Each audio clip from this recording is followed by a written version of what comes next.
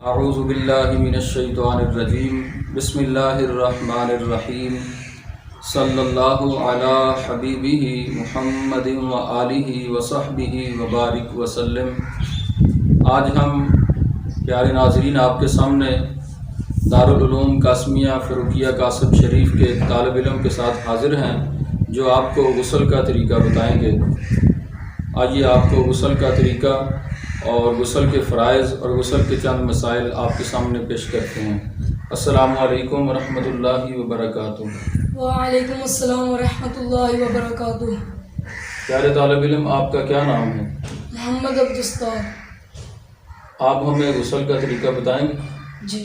سب سے پہلے میں آپ سے غسل کے فرائض کے متعلق پوچھنا چاہوں گا کہ غسل کی کتنے فرائض ہیں اور مختصر ان کی تفصیل بھی ارشاد فرما دیں۔ بسم اللہ الرحمن الرحیم۔ غسل کے 3 فرائض ہیں۔ ماشاءاللہ۔ نمبر 1 کلی کرنا، منہ میں تھوڑا سا پانی لے کر پچ کر کے ڈال دینے کا نام کلی نہیں، بلکہ منہ کے ہر گوشے اور ہر پرزے تک، ہونٹ سے لے کر حلق کی جڑ تک پانی کا بہہ جانا ضروری ہے۔ ماشاءاللہ۔ نمبر 2 ناک میں پانی چڑھانا، ہاتھ میں تھوڑا سا پانی لے کر جلدی سے ناک کی نوک پر لگا لینے سے کام نہیں چلے گا، بلکہ جہاں تک نرم جگہ ہے یعنی سخت ہڈی کے شروع تک پانی کا پہنچنا لازمی ہے۔ ماشاءاللہ۔ نمبر 3 تمام ظاہری بدن پر پانی بہانا، سر کے بالوں سے لے کر پاؤں کے تلوؤں تک جسم کے ہر پرزے اور ہر رونگتے پر پانی کا بہہ جانا ضروری ہے۔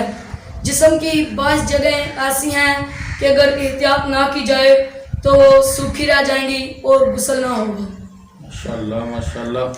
آپ مختصر ہمارے ناظرین کو غسل کا طریقہ بتا دیں، مسنون طریقہ جو سنت کے مطابق ہے وہ۔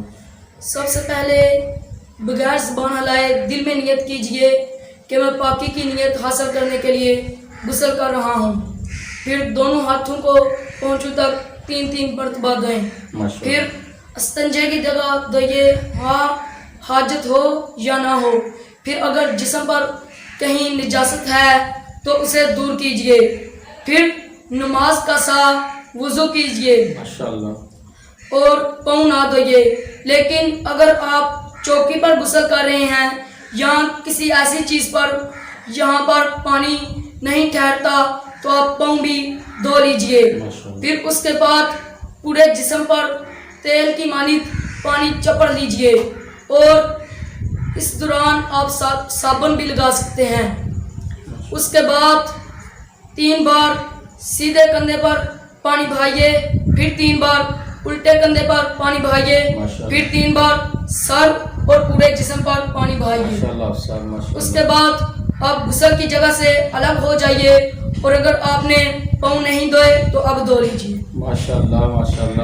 آپ نے ہمارے ناظرین کو غسل کا طریقہ بتایا، بہت اچھا۔ اللہ تعالیٰ آپ کے علم و عمل میں برکتیں نازل فرمائے۔ میں آپ سے 2-3 مسائل غسل کے متعلق پوچھنا چاہتا ہوں۔ ایک مسئلہ یہ ہے کہ ہمارے بعض دیہاتوں میں لوگ ایسا ہوتا ہے کہ غسل کے دوران کلمہ شریف یا درود پاک یا کوئی دعا پڑھتے رہتے ہیں، تو آپ ہمارے ناظرین کو بتائیں گے کہ کیا دعا پڑھنا چاہیے اور درود پاک اور کوئی کلمہ شریف بندہ غسل کرنے کے دوران پڑھ سکتا ہے جب کہ بندہ برہنہ ہو، کپڑے نہ جسم پہ ہوں؟ جی نہیں، ہرگز نہیں۔ جب بندہ غسل کر رہا ہو تو کسی بھی قسم کے کلمات کہنا جائز نہیں۔ ایک آپ اور مسئلہ بتا دیں کہ غسل میں جو کوئی خاص احتیاط ہمیں کرنی چاہیے، اس کے متعلق کوئی ایک احتیاط بتا دیں۔ غسل میں یہ احتیاط کریں کہ ایسی جگہ پر نہائیں جہاں پر کوئی آپ کو دیکھ نہ سکتا ہو۔ اگر یہ ممکن نہ ہو تو اپنا سطر یعنی ناف سے لے کر گھٹنوں تک کسی موٹے کپڑے سے ڈھانپ لیں۔